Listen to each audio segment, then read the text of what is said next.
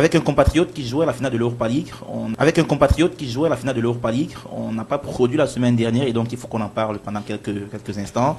C'est André Onana et Manchester qui sont malheureusement inclinés 0 but contre 1 face à l'équipe de Tottenham en finale. C'était du côté de Bilbao en Espagne. Messieurs, est-ce que vous partagez le sentiment de ceux qui pensent que la meilleure équipe sur le terrain a perdu? Ce sera difficile à dire parce que la meilleure équipe qui a perdu, je pense que on peut pas analyser ce match juste sur, du moins cette confrontation juste sur ce match. Je pense que c'est un ensemble c'est la saison de ces deux équipes qui était assez catastrophique. Maintenant, vous savez, le foot, à la fin de la journée, tu peux dominer, mais ce qui est le plus important, c'est ce qui est affiché au tableau. Donc, l'équipe la plus réaliste, à mon sens, a gagné. Bravo à Tottenham. J'étais très triste pour Manchester United. On le sait tous parce qu'on a un compatriote qui est gardien de but chez Manchester. On aurait aimé que Manchester et qu'André Onana remportent cette coupe. Mais bon, tout ce que Dieu fait est bon, comme j'ai coutume de dire. Je pense que l'année prochaine, il reviendra beaucoup plus fort. Tony, Manchester 6 tirs cadrés contre un seul côté Tottenham et qui fait mouche sur le seul tir cadré de la rencontre de cette équipe-là. En termes de total général de tirs, Manchester c'est 6 plus 6 plus 4, ça fait 16 tirs au total. Et de l'autre côté, seulement 3 tirs, donc un seul cadré et ça fait but. En termes de expected goal, on voit bien que Tottenham est loin derrière, 0,97, Manchester est beaucoup plus devant que ça. Possession de balle, Tottenham 27%, Manchester 73%. Je repose la même question, cette fois-ci en restant non pas sur la saison, mais sur le match en lui-même, tel qu'on l'a vu, tel que vous l'avez vécu, vous. Est-ce que la meilleure équipe a réellement gagné ce soir? Non, après... meilleure équipe sur le jeu. Ouais, mais après, tu parles de frappe cadrée. Le but de Tottenham, c'est sur un CSC. Voilà. Parce que c'est pas une frappe. Elle n'est pas cadrée. Et ça frappe la main de Shaw qui lui est en train d'aller vers le but. Et puis, ça donne un CSC. Donc, quand ça va vers le but, on compte ça comme tir cadré. Oui, non, je veux dire que en fait, c'est un CSC. Ouais. Parce que le ballon que le joueur touche, ça ne va pas vers les buts. CSC de la main, en plus. CSC de la main. Donc voilà, après sur la rencontre, c'était un peu paradoxal parce que on a l'habitude de dire oui, United fait des matchs pourris et tout. Là, le match était plus accompli par rapport à ce qu'ils nous ont montré, par rapport à ce qu'ils nous ont montré notamment lors du match face à la double confrontation face à Lyon et tout. Il y avait du bon, il y avait voilà, il y avait l'intensité, il y avait un véritable projet, un véritable plan de jeu. Après, tu peux pas omnibuler le sauvetage de Van de Ven sur la ligne, l'arrêt du gardien sur la ligne, sur la tête de, je crois, je sais plus qui fait cette tête-là du côté de United, le raté de Fernandez, en fait, United, je peux dire que tu peux pas éluder ce qu'ils ont fait toute la saison. Parce que ce match, en fait, c'est un peu le résumé, c'est-à-dire... De leur saison. De leur saison. J'ai vu c'est une sorte de symbole, en fait. Oui, la une du Times avait mis you deserve, you have what you deserve all the season. 2 points, nothing. C'est-à-dire, vous avez eu ce que vous méritez depuis le début de la saison, c'est-à-dire rien. Et c'est frustrant parce que tu te dis, sur ce match, à tout moment, jusqu'au coup de sifflet final, tu te dis, ils vont marquer. Et tu vas te rendre compte que la dernière action du match, c'est Casemiro et Garnacho qui se gênent. Quand Garnacho veut faire la reprise de volée, Casemiro aussi est sur le ballon. Voilà, c'est pas évident. Moi, je suis comme Dave. J'aurais voulu voir André Onana soulever un trophée. Moi, depuis que je le vois chez les pros, c'est la première fois qu'il fait une saison sans trophée. Si je me trompe pas, je crois qu'à chaque fois, il a toujours glané. À chaque fois, il a toujours glané quelque chose. Là, c'était pas le cas. C'est la triste réalité, mais c'est à l'image de la saison de United. On peut pas faire fi. On peut pas faire fi parce que du début jusqu'à la fin, pour ceux qui ont peut-être oublié, Manchester United est 17e de la Premier League. Du côté de Tottenham, ils ont eu du bol, ils ont mis un but. Et si tu observes bien, dès qu'ils ont mis ce but-là, tout le monde est rentré. Parce que vous postez tout le groupe, c'était clair. C'était, je mène 1-0, je vais pas aller monsieur à faire quoi que ce soit. Je dégage. Après, il y a des questions sur les choix d'Amorim, parce que tu as envie de marquer, au lieu de rajouter du monde dans la surface. Au lieu de rajouter du monde dans la surface, tu fais plutôt du poste. Et à côté, tu as l'entraîneur de Tottenham qui lui fait rentrer un défenseur central supplémentaire en la personne de Ganson. On s'attend encore à ce que tu fasses rentrer du monde. Voilà, lui-même, il n'est pas exemple de tout repos. C'est vrai que Il aime bien tirer Après, sur ses c'est pas joueurs. lui qui demande aux joueurs ne pas avoir de la réussite devant les buts. Non, je Des sais. occasions, ils en ont eu. Hein. Je sais, c'est pour ça que je dis, personne n'est exemple de tout reproche. Les torts sont partagés. Ouais. Mais vraiment, sur United... Je pense qu'en réalité, c'est une saison oubliée pour United. Oui, franchement. Je sais pas si, je sais pas ce qu'il faudra tirer. Il y a rien de positif. Rien de positif. Et c'est difficile de voir une institution comme Manchester United autant périclitée parce que on a l'impression qu'au-delà du stade même en dehors du stade, on a vraiment l'impression que l'institution, petit à petit, est en train de sombrer. On espère que l'année prochaine, peut-être Amorim va dire, j'ai pas constitué l'effectif, je suis arrivé un peu en sapeur-pompier. Il aura le temps de constituer l'effectif. J'ai vu qu'ils ont commencé à se mettre sur le marché des transferts et commencé à solliciter. Donc, Matheus Cunha, qu'on a annoncé. Matheus Cunha qui a annoncé, notamment. Bon, on va. Maintenant, est-ce qu'ils peuvent avoir plus? Parce qu'en même temps aussi, il faut savoir que Manchester. Ils jouent pas Ligue des Champions. Ils jouent pas Ligue des Champions. En termes de budget, ce sera pas énorme. Ils perdent le fait de ne pas être qualifiés pour la Ligue des Champions. Encore 2 fois, ne pas faire une compétition, la Ligue des Champions. Financièrement, c'est 120 millions d'euros. Ils doivent payer 10 millions d'euros à Adidas. Parce que justement, ils ne se sont pas qualifiés. Donc, je pense que ce sera une période, vraiment, une saison prochaine de transition pour pouvoir redécoller sur de bonnes auspices. Mais est-ce que c'est pas le même débat qui revient chaque année depuis pratiquement 12 ans aujourd'hui que Ferguson est parti? Oui. Je veux dire qu'on a l'impression que c'est aujourd'hui que ça commence. Non. Mais quand on regarde les 12 dernières saisons. Cristiano Ronaldo l'avait annoncé d'ailleurs. Voilà. Oui, mais écoute, moi je fais un pause dessus. Le problème, c'est que les gens veulent voir United continuer de gagner comme à l'époque de Ferguson. Ça fait 12 ans déjà. Non, mais le problème, c'est que Ferguson arrive à United en 86. United vient de passer je ne sais pas combien d'années sans gagner de titre. Il fait 6 ans avant de gagner son premier titre. 6 ans avant de gagner son premier titre. Ça veut dire qu'il a eu le temps d'asseoir son projet. Il y avait une certaine stabilité. Tous les gros noms qu'il a trouvés, il les a fait partir. Il a commencé à lancer les Beckham, les Giggs, les jeunes. On a dit non, ça ne va jamais marcher, ce sont des enfants. Il a pris sur lui et ça a marché. Le problème, c'est que depuis qu'il est parti, c'est-à-dire depuis 2013, ça fait 12 ans, United, c'est 7 entraîneurs. C'est-à-dire c'est une moyenne d'un entraîneur chaque un an et demi. C'est lui-même qui choisit son successeur. Déjà, c'est lui qui choisit son successeur. Et donc, il a la possibilité de le guider un peu. Oui, mais sauf que quand il part, il met Moyes. Derrière, tu as un jeu de chaises musicales au niveau des investisseurs. Les Glazers qui entrent en jeu. Les Glazers et qui ne comprennent, eux, ils sont là pour faire du cash. Parce que tu vas te rendre compte que sportivement, United a de mauvais résultats. Mais financièrement, je pense qu'ils sont 4e ou 7e. Voilà, financièrement, ça tourne. Et sportivement, tu ne peux pas avoir un entraîneur en moyenne qui fait 1 an et demi. Tu vas te retrouver dans les dépenses. Pourquoi? Parce que l'entraîneur, quand il dit les joueurs, si ce n'est pas moi qui les ai appelés, il achète de nouveaux joueurs. Tu ne lui laisses pas le temps d'asseoir le projet, d'aller sur le long terme.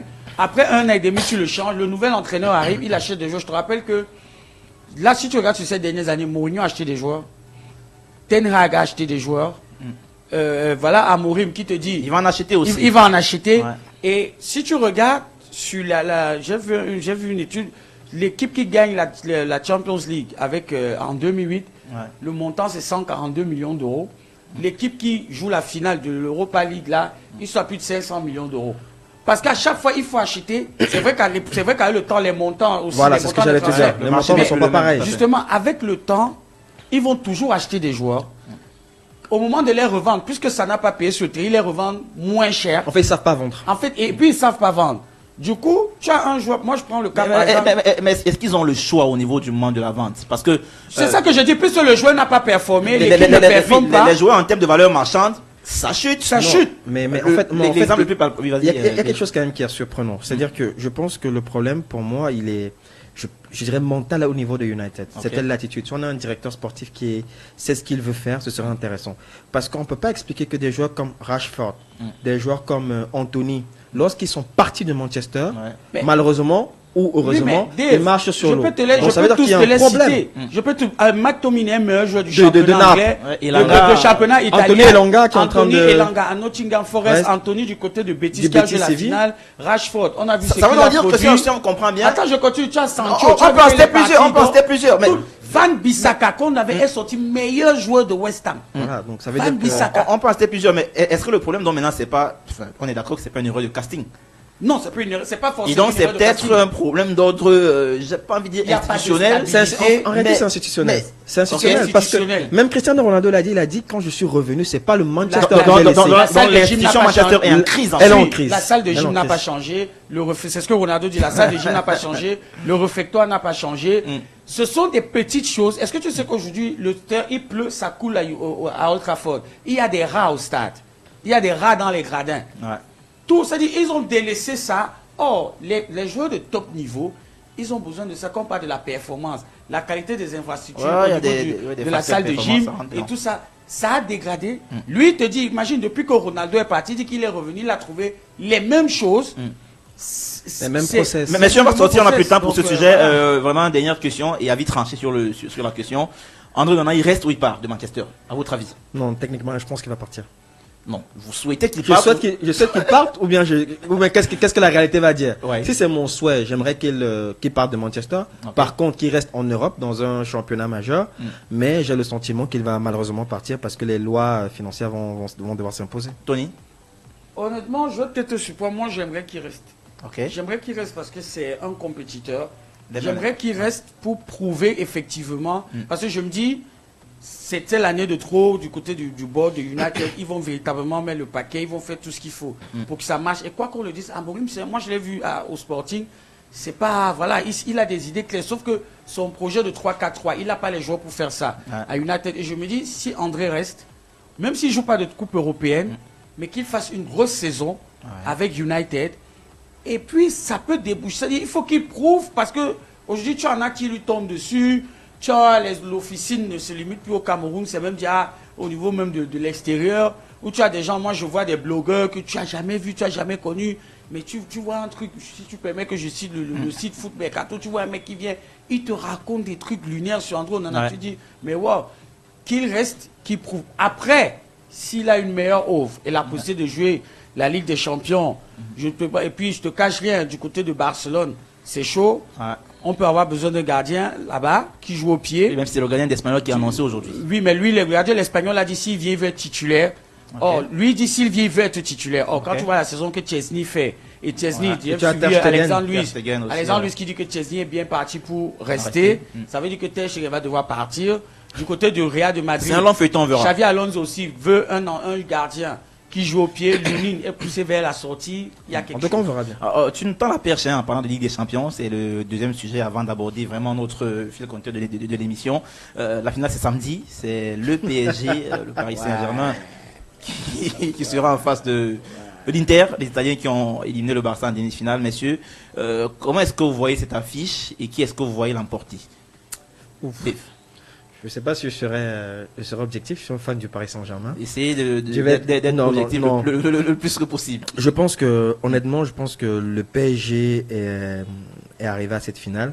Il y a beaucoup de choses qu'il faut noter. Ils ont notamment éliminé Liverpool, qui était une grosse Ouais. écurie.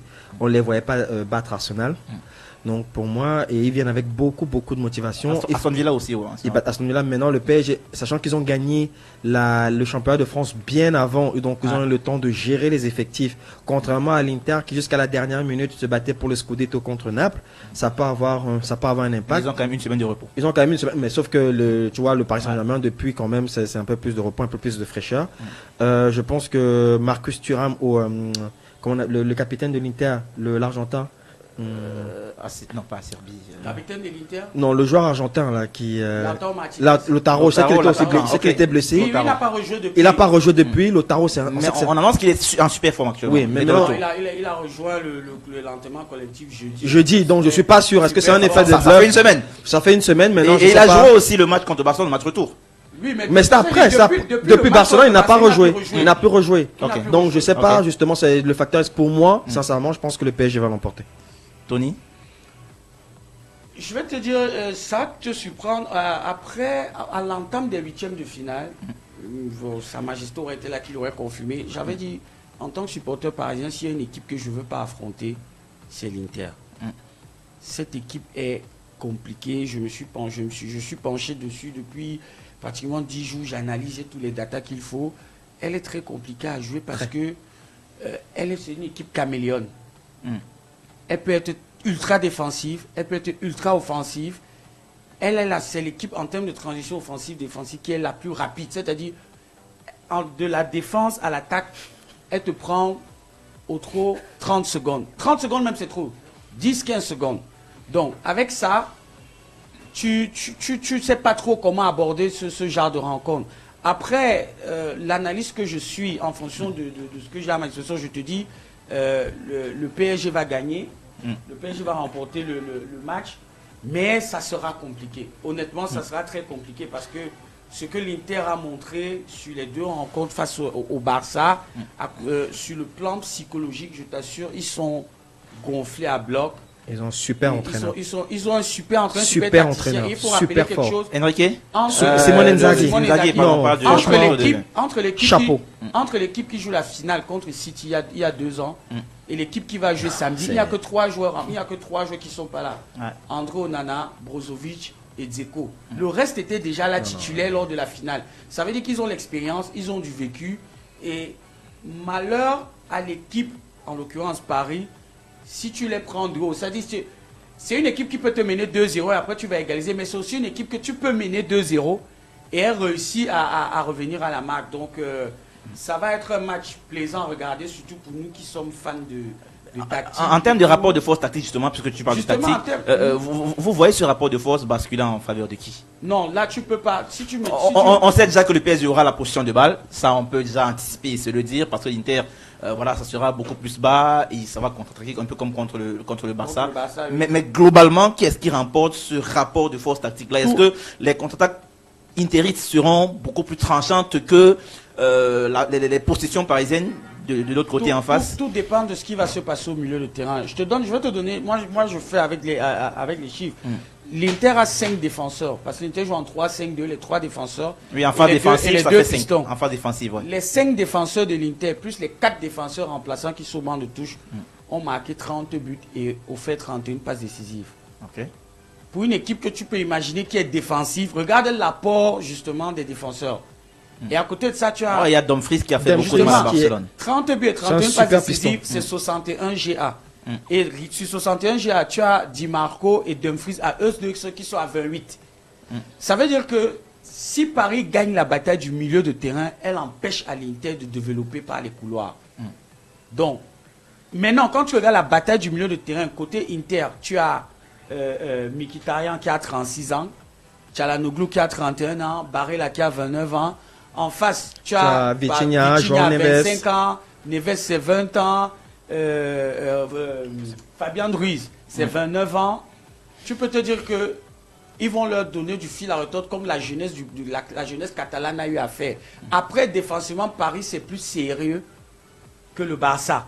Donc, mais il y a cette équation qui est difficile à résoudre. C'est vrai que le qualitatif sérieux. Sérieux, non, sérieux, oui. Non, quand tu regardes Pacho, Pacho fait une très grosse saison. Quand tu regardes, mais sérieux, le Barça, c'est pas sérieux aussi. Non, c'est pas sérieux. Alors, c'est pas aussi flic. Non, c'est pas aussi rigoureux. Je te donne un exemple. Ok.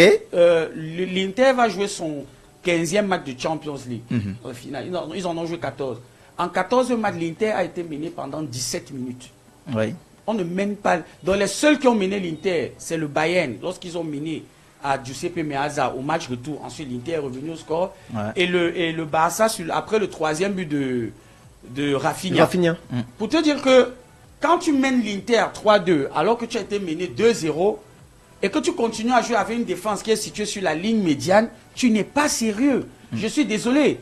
Ce n'est que pendant ces quelques minutes-là que le Barça, qui est la meilleure attaque d'Europe, a réussi à mener l'Inter, qui est la meilleure défense de la compétition. Donc, moi je te dis que Paris, défensivement, c'est plus sérieux que l'Inter, que le Barça. Mais après, je t'assure, l'Inter, c'est une équipe compliquée. Mais messieurs, on va sortir de ce sujet en essayant de se prêter à un petit jeu. Le jeu d'un 11 combiné des deux équipes. Gardien de but, Yann Sommer ou alors Donnarumma. C'est chaud ça. Je dis Donnarumma. Sommer. Moi je dis Donnarumma. Je dirais Sommer. Sommer, il était plus régulier. Ok, dans un système dans un système en 4-4-2. Oui. Donc gardien de but, Sommer, Donnarumma, tu es pour Donnarumma, Sommer. Ok, arrière gauche. Côté parisien, il y a le Nuno Mendes Et de l'autre côté, bon, c'est vrai Di Marco. qu'ils jouent en défense à 3-8 Di Marco. Oui, Di Marco. Vous êtes plutôt pour qui? Moi, je suis pour Mendes. Nuno Mendes. Mendes. Nuno Mendes. Ok, arrière droit, Hakimi. Hakimi. Ashraf. Dumfries, il vous dit rien. Non, Hakimi.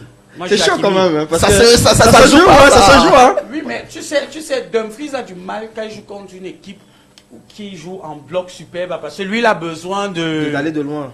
de son... Voilà, il prend de la vitesse. C'est-à-dire quand il vient Ok. de derrière, il est super Ouais. dangereux, mais de manière statique, là, c'est pas trop ça. Ok, allons-y, défense centrale. Bastoni ou encore Marquinhos? Non, moi, je Voilà. mets Bastoni. Bastoni.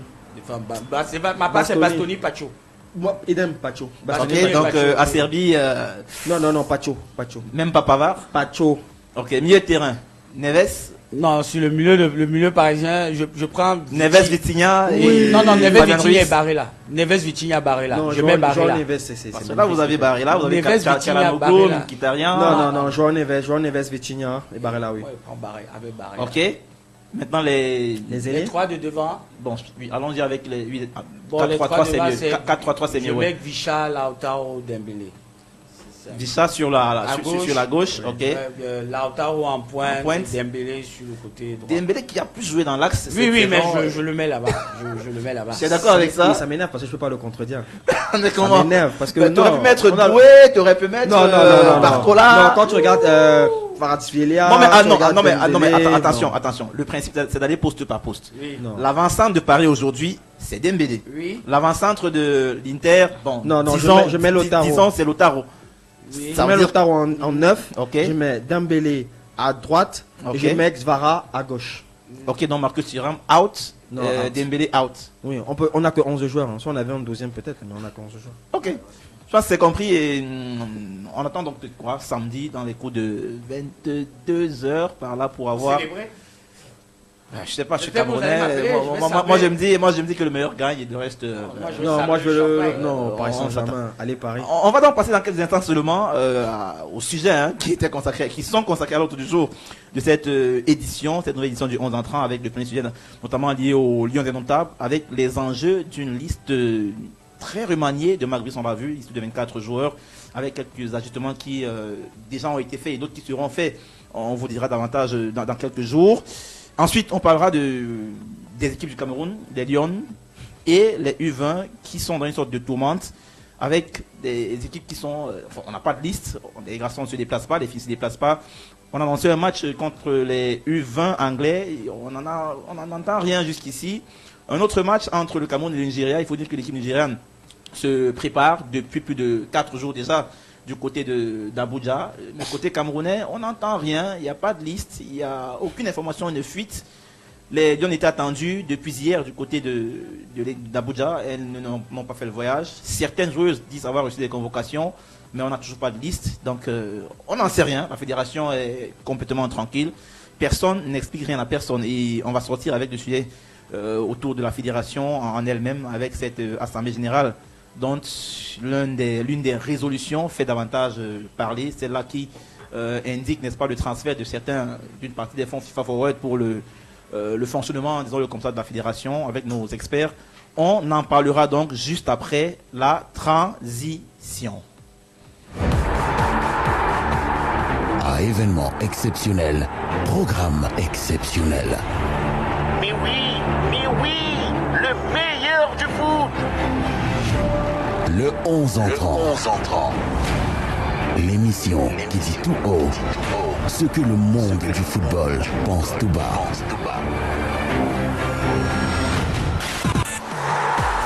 Le 11 entrant. Une émission diffusée en direct et en simultané sur CFoot et Njambo FM tous les jeudis entre 21h et 22h30. Suivez-nous également sur nos plateformes digitales Facebook, Twitter, Instagram, YouTube et TikTok CFoot Cameroun. 11 entrants.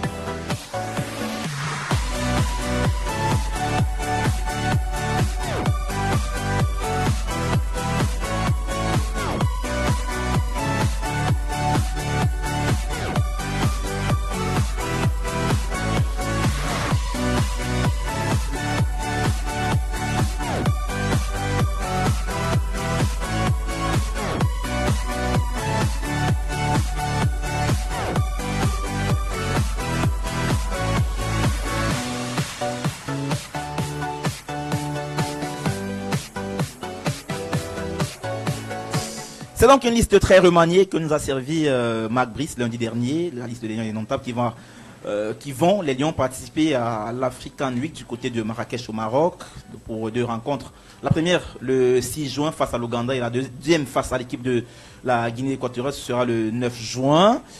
Mais si on a tous vu la liste, il y a beaucoup de nouveaux joueurs. Marc Brice a, préféré reposer 11 de ses cadres habituels, ses titulaires habituels, à l'exception de Vincent Boubacar qui fait partie de cette liste-là. Il y a 3 joueurs locaux qui ont été convoqués.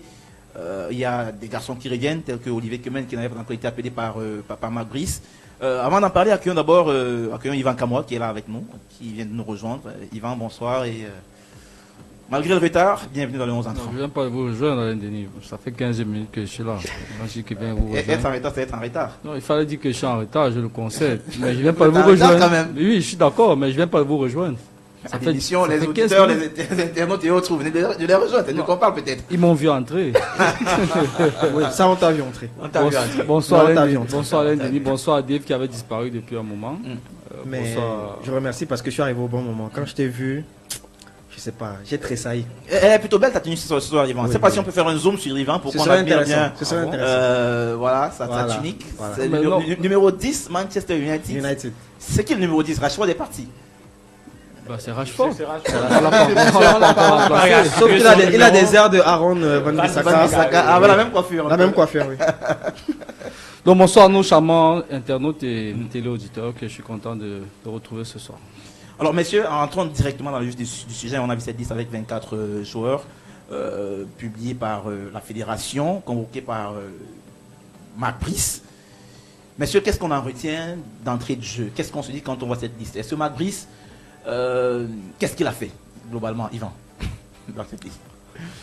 Bon, je pense que Marc Brice a juste essayé de... Il a fait du n'importe quoi? Non, pas du n'importe quoi. Je pense qu'il a essayé de ne pas aller à l'encontre de sa fédération parce que avoir la composition de cette liste-là, on a eu certaines informations qui disaient que l'entraîneur avait sollicité des équipes de meilleur calibre. Ouais. Et je ne pense pas que si on avait joué la Belgique ou la France, comme le disent les informations que nous avons eues, Marc Brice aurait convoqué les mêmes joueurs.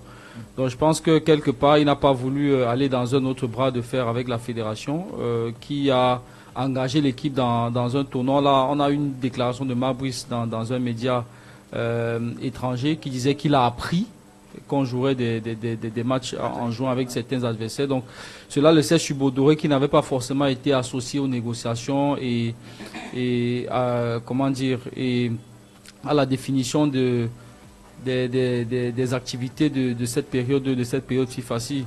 Donc je pense qu'il a certainement voulu meubler cette période-ci parce que pour lui il y aura pas de grands enjeux, par rapport à mon avis par rapport à ce qui arrive en septembre ou en octobre prochain. On parlera peut-être de fond de la liste tout à l'heure, mais pour s'arrêter sur ta question, Marc Brice n'a peut-être pas fait n'importe quoi. Il y a peut-être des cadres comme Vincent Baka qui sont un peu en difficulté, entre guillemets, en club, qu'il a peut-être voulu convoquer pour continuer à lui donner du rythme, à lui donner du temps de jeu. Mais tu l'as dit tout à l'heure, il y a quand même 11 joueurs qui étaient des joueurs qui sont des titulaires. Voilà, des titulaires de cette équipe-là qui n'ont pas été appelés. Je pense que ça, en termes de management, ça a peut-être aussi été bien vu par Marc Brice qui a voulu reposer parce que la plupart de ces joueurs sont des joueurs, même quasiment tous d'ailleurs, qui jouent beaucoup en club, qui ont eu des saisons très chargées et convoquer des joueurs de ce calibre-là pour venir jouer des matchs entre guillemets qui comptent pour des cacahuètes face à des adversaires, malgré tout le respect qu'on a pour ces nations-là, qui sont quand même d'un niveau très très très relatif. Je pense que ça aurait été, il se serait bien passé de le faire. Je pense que ça a été bien pensé pour lui de ménager ces garçons-là. Dave, Yvan parle du match qui ne compte que pour des cacahuètes et surtout en évoquant le fait qu'il n'y a pas de très grands enjeux autour de cette rencontre-là. Est-ce que tu partages ce même avis lorsqu'on sait que la CAN c'est quand même seulement dans 6 mois par là et qu'il n'y aura pas 3 période FIFA pour davantage huiler et roder l'effectif? Non, effectivement, quand il a dit ça, j'ai une mimique en fait, parce que je me suis dit non, je partage pas forcément son point de vue. Je pense que tous les matchs comptent. C'est vrai qu'on n'aura pas forcément les calibres tant escomptés, mais une équipe comme la Guinée équatoriale, si on se fie à la dernière CAN, on a vu que c'est une équipe qui a posé énormément de problèmes à la Côte d'Ivoire. Ils ont battu 4-1 la Côte d'Ivoire. On sait qu'on aura un match important contre le Cap-Vert, si je ne m'abuse. Oui, en septembre. En septembre. On sait que c'est des équipes... Ce sera à Praia. Ce sera à Praia. C'est des équipes, je vais pas dire lusophones, mais à peu près dans le même style de jeu. Ce serait peut-être intéressant de voir ce qu'on peut produire contre la Guinée équatoriale, qui n'est plus une petite équipe, parce qu'il se cache plus. Il n'y a plus de petite équipe en Afrique. Donc ce serait intéressant. Maintenant, l'entraîneur veut voir d'autres joueurs, parce qu'il y a des joueurs souvent qui ont été convoqués et ont regretté de ne pas les voir à l'œuvre. Maintenant, c'est l'occasion de les tester. Ce sera l'occasion pour lui. Je pense qu'il a déjà, entre guillemets, son équipe. Maintenant, il va chercher quelques éléments qu'il pourrait rajouter à ce noyau dur. Et ce serait intéressant pour lui de faire cette évaluation-là. Donc, ce n'est pas un match pour des cacahuètes. Tony, est-ce qu'il y a des joueurs qui joueront gros dans ce rassemblement? Oui, honnêtement, il y a des joueurs. Parce que moi, quand je regarde la liste, qu'on le dise, qu'on le veut ou pas, Marc Brice a déjà une ossature. Tout à fait. Quand tu te dis, il a une ossature, il y a peut-être 14-15 joueurs. Et si tu vas dans l'optique qu'on ira à la CAN avec 26 joueurs, il a encore 11 potentiels joueurs qu'il faut qu'il regarde. Je te prends un exemple. À gauche, tu sais que tu as un joueur comme Noutolo qui est déjà comme un titulaire. Mais il lui faut une doublure. Et quand tu regardes qui il a appelé dans la liste, il a appelé Yongwa et Nagida. Ça veut dire que les gars, les deux vont jouer gros sur ces deux matchs-là pour savoir qui peut être la doublure. À droite, tu as Jackson Tchatchoua qui est déjà en confirmé. Et du coup, quand tu regardes qui l'a appelé à droite, à part Faye Collins, tu as Tchamadeu. Mais qui ne viendra pas. Mais qui Ça ne va dire viendra qu'il pas. sera là. Je pense qu'il y a aussi Namasso qui ne sera pas là finalement. Il y a Bokele, c'est Bokele. Malcolm Bokele. Il y a Bokele qui a une place à prendre. En défense, il est déjà clair que voilà, tu as Wo, tu as Ngadeu. Il a appelé d'autres joueurs qui va tester. Au milieu de terrain, ça valait plus la peine d'appeler encore les Baléba et consorts. Il a appelé Eno, il a appelé Avom, il a appelé Younoussa, Atemenge, Kemen aussi, voilà, qui fait son retour. Donc, Eno, Boris. Oui, j'ai cité son nom. Donc, ce sont des mecs, ils auront... aussi comme mieux tirant. Oui, c'est à eux de tirer leurs épingles du jeu. Après, au-delà de ce que les gens ont dit que oui, il les a appelés parce qu'ils n'avaient pas été associés et tout, il faut aussi voir que depuis qu'il a pris les rênes de la sélection nationale, il a joué 10 matchs. Les 10 matchs sont des matchs qui comptent. Tu vois, là, c'est la première fois qu'il a une fenêtre pour observer les matchs amicaux. Moi, je me dis que même s'il avait été consulté, il aurait été judicieux pour lui de procéder comme ça. Parce qu'après, là, les matchs, on retourne dans les éliminatoires de la Coupe du Monde. Et on a peu de marge de manœuvre. Et on a peu de marge de manœuvre parce qu'à Praia, on n'a pas le choix. On doit gagner. Il faut gagner. On ne va pas dire, on fait un manuel en espérant qu'eux, ils vont perdre des points. Et eux, ils sont justement dans une optique de se préparer pour ce match. Je rappelle que le Cap-Vert joue la Géorgie. Des Mikotadze, des Varashkelia. Voilà le calibre que et tu sais, j'en avais parlé ici. Parce que j'ai vu des gens dire que oui, Marc Brice avait sollicité la France et la Belgique. J'ai dit ça, ce sont les inventions qui viennent de parce que tout le monde sait depuis le mois de mars que la France va jouer la demi-finale des Ligues des Nations. Marc Brice est belge. Donc qui mieux que lui pour connaître déjà le programme établi de la Belgique? C'est pas le quartier. Écoute, les grandes nations ont déjà booké leur match. C'est programmé depuis. Nous, depuis le mois de janvier. Et j'en ai parlé ici. On m'est tombé dessus. J'ai dit, mais qu'est-ce qu'on a prévu? On n'est pas obligé de jouer le Brésil ou l'Argentine ou l'Angleterre. Non. Même si tu te donnes les moyens de jouer même un top match, comme par exemple le Maroc. On a notre président, on a vu ces derniers temps. Il est constamment du côté du Maroc. Vous y étiez même ensemble dernièrement. Il aurait pu nous dégoter un match là-bas. On aurait pu jouer peut-être le Ghana, on aurait pu jouer l'Afrique du Sud, mais des matchs avec une certaine intensité. Avec une certaine intensité. Parce que quand tu me dis on va jouer l'Ouganda et la Guinée équatoriale, que tu le veuilles ou pas, tu ne sais pas dans quel état d'esprit eux ils vont jouer ce match-là. Encore moins ce que nos joueurs vont produire. Parce qu'au final, si en face l'adversité n'est pas de mise, tu remets en question la performance même de tes propres joueurs, parce que tu te dis, si c'était contre un calibre plus impressionnant, peut-être ils auraient... Surtout qu'on a appris que côté équato-guinéen, par exemple, il y a des chances qu'ils envoient l'équipe qui doit aller jouer le Chan, parce qu'il y a le Chan qui va se jouer en août. Donc tu vois que c'est un peu compliqué. Yvan, toujours sur cette liste de Marc Brice, on a vu 3 joueurs locaux, Boris Fomo, Ignatius Ganago, pardon, Boris Fomo, Serge Dora, pardon, et Florent Batoum de la Dynamo de Douala. C'est la première fois, je pense, que Marc Brice appelle des joueurs locaux. Et tu as dit tout à l'heure que c'est à la faveur de ce rassemblement un peu au rabais, hein. On ne faisait pas appeler les cadres, et donc on peut comprendre que c'est aussi la raison pour laquelle il a appelé ces joueurs locaux-là. Mais est-ce que vous comprenez le choix de ne faire qu'avec des attaquants? 3 joueurs locaux, tous sont des attaquants, en plus attaquants de pointe, je pense. Est-ce qu'il n'y avait pas moyen d'équilibrer un peu au niveau des postes peut-être? Bon, la réalité, c'est que si tu veux mon avis, j'estime qu'aucun joueur local n'aurait dû être dans la liste. Oui, si tu veux mon avis vraiment tranché, avec le niveau actuel de notre championnat, on a un championnat qui est très très faible. Honnêtement, il faut qu'on arrête de jouer les chauvins. On a un championnat qui est très très faible. Le niveau de la MTN et Lille One est très très très faible. On l'a vu dans les différentes compétitions des sélections, notamment le CHAN où on n'a pas été capable, avec 2 matchs joués à l'extérieur par la Centrafrique, d'éliminer la Centrafrique. On a vu les performances de nos clubs en compétition africaine. Je vous passe de la qualité de jeu qu'on a l'habitude de voir très piteuse. Lorsqu'on va dans les stades le week-end regarder les rencontres. Donc si vous voulez mon avis, pour moi, à l'état actuel de notre football, aucun joueur, parce que la sélection nationale, je le dis toujours, il faudrait qu'on arrête cette façon de penser qui voudrait que on doit avoir une sélection colorée. Non, la sélection nationale doit être c'est-à-dire que pour arriver en sélection nationale, c'est le mérite. C'est-à-dire qu'on ne doit pas donner l'impression aux gens que jouer à l'équipe nationale est facile. Non, vous devez mériter votre place en équipe nationale. À une certaine époque, oui, les gens nous disent il y a quelques... Là, on a les 3 meilleurs buteurs du championnat. Oui, mais 3 meilleurs buteurs, est-ce que vous pensez que parce que vous marquez 40 buts en championnat, vous êtes plus fort qu'un gars qui marque 10 buts en Ligue 1 française? Les 3 meilleurs buteurs là, qui parmi les 3 meilleurs buteurs a plus de 15 buts? Aucun. Vous êtes dans un championnat qui est aussi faible que celui-là. Vous avez des joueurs qui sont même capables de casser la baraque. Et vous me dites qu'on a quand même convoqué les meilleurs buteurs. Vous avez l'impression que ces gars-là, ils peuvent bousculer la hiérarchie avec Vincent Aboubakar, Dani Namazo, Ignatius Ganago ou les autres. C'est impossible. Et c'est pourquoi je vous ai dit tout à l'heure que pour moi c'est un regroupement avec des matchs qui comptent pour des cacahuètes. Vous avez énuméré tout à l'heure le fait que la Guinée va probablement... Je pense que c'est un tournoi qui a été organisé par le Maroc. Davantage pour préparer sa sélection. Alors, ce qu'il faut dire aussi, c'est que le Maroc, même qui était convié à ce tournoi-là, je pense qu'il n'y participera finalement pas. Parce qu'il n'y a plus que 3 équipes qui restent.